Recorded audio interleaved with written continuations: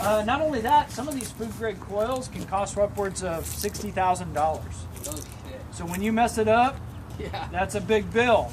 That's a big bill that doesn't go into your next pay raise. We start talking about stuff like that. All right, so what we're left with here is we're left with our 3-strap method. Now these coils typically aren't going to weigh a whole lot. I'd be surprised if you find too many that are much more than that are going to get upwards close to 15,000 pounds. A lot of times these are going to be a lot less than that. So this will cover the weight, but even if it doesn't cover the weight, what helps us is that before they even set this coil down on the deck, you're going to put some rubber down. We've got little rubber mats. A lot of times they'll have those. We've got coil mats. You can use those. And when you put a friction material down underneath the pallet, at that point you can use half as much securement. So your 4,000 pound strap now becomes an 8,000 pound strap when you've got friction material underneath the product. Between the deck of the trailer and the pallet. So right now you got 12,000? Or no? Yeah. No, 3 times 8, 60. 24,000. So that'd be 24,000 pounds of securement with the straps if we've got friction material up underneath it. This is here. Okay, so very simple. One strap goes directly up over the coil. You can pull it directly down into the deck. Next 2 straps are going to cross over the top. Now, when we cross over the top and we make that decision, we start looking about, where's that gonna happen? If we come too far out, well, then the angle becomes too wide, and we don't. The securement isn't as effective. But we also can't get too close. Our baseline's basically we're going to look for the edge of the pallet, move out from there, and frankly, if it were me, I probably wouldn't have this here. I'd have it right here. Also, when you're doing a cross strap, you don't want that strap to be directly next to a stake pocket, because if it is, it'll cut into it. And will it cut it because it's sharp? No. I can sit here and run my finger over the stake pocket for the rest of the day, and I probably get a blister, but it's not going to cut me. But vibration and pressure at this point will create heat, which will cut through the strap. That's what cuts straps, is heat, which happens through vibration and pressure points. So we avoid that pressure point by going right next to chain spools if we're at an angle. Directly up and down, no, we're fine. We're right next to the stake pocket, but we're not coming across it. So that's okay. The winches are adjustable, right? The winches do slide up and down the trailer, unless you've got a trailer and somebody attached their straps under there and then damaged the slide rail. Yeah. And then now it's So broken. nothing locks the winch into place other than the pressure. Nope. Yeah, it just sits there. Well, and where is this going to go? How is this going to go this way? How is that going to go that way when it's tight? Yeah. It doesn't have anywhere to go. It's just going to pull directly on it. So, why did they just do that? Do what? Why did they just attach a strap to this? Because you attach it to the rubber. It is on the other side. It is on the other side. Oh. Yeah, I got you're on the you, back I got side of the you, I strap. got you. Yeah. So now, yeah. this is okay as far as hooked to the rub rail like that? Yeah, we'll do that a little bit later. Okay. And the other side I'll is. demonstrate how we do that. Well, All 'cause right, you so said you don't hook that nothing to right the there rub is rail. pretty simple. Now what's going to happen is you're not going to get just one eye to the sky coil. You're going to get Probably 3. 3 or 4 of them, and I got a really good picture that's going to be on the PowerPoint, but you'll see all you're going to do is this 4 times on each coil. Yeah, that doesn't look like that would Now take something too else long. that can help you, is that if they will let you carefully get a chain around this coil, you won't get a chain on the coil, but you can do a horseshoe chain, a trip chain around the front of the pallet to help control forward motion. Ah, okay. The force required to keep an object in place is always going to be less than the force required to stop it once it starts moving. So everything you can do to keep it from moving in the first place is what's going to save you. Because once it starts moving, that's the problem. It takes a whole lot more to keep it to stop it once it starts than to just keep it in place in the first place. So there's no such thing as, oh, I put an extra strap on it. All right, so pretty simple. This is demonstrated in your book.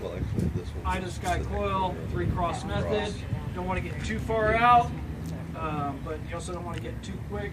Something you can do if you do get a really big one of these, one that's really weighty or kind of tall, you can do like a double cross strap.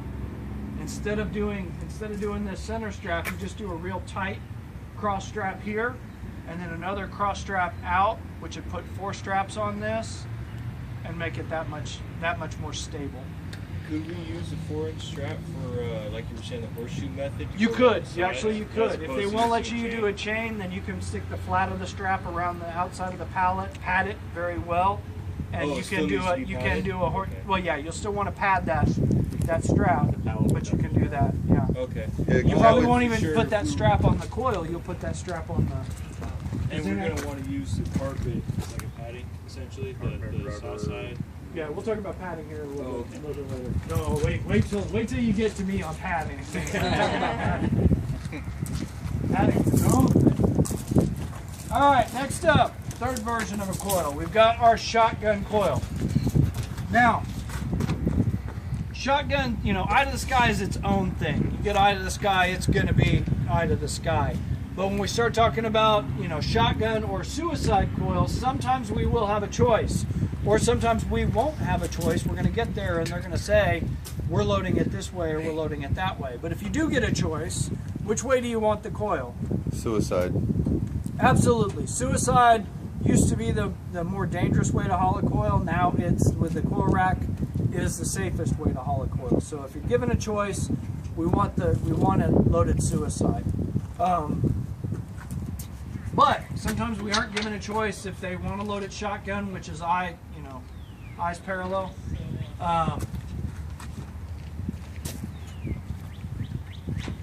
It changes up just a little bit as to what we got to do. The coil rack's situation's the same, except it turns 90 degrees. First thing we're going to do is put 2 straps over it. This one's got 3, which means you can always do more. It could have 4 if you wanted, but at the very minimum, we got to have 2 straps over the shotgun coil. Now from there, our chain distribution gets a little weird. And this is the part where it's going to sound like I'm talking to you like I think you're stupid, and it's not the case. It's just that I'm trying to be very clear with how I say this.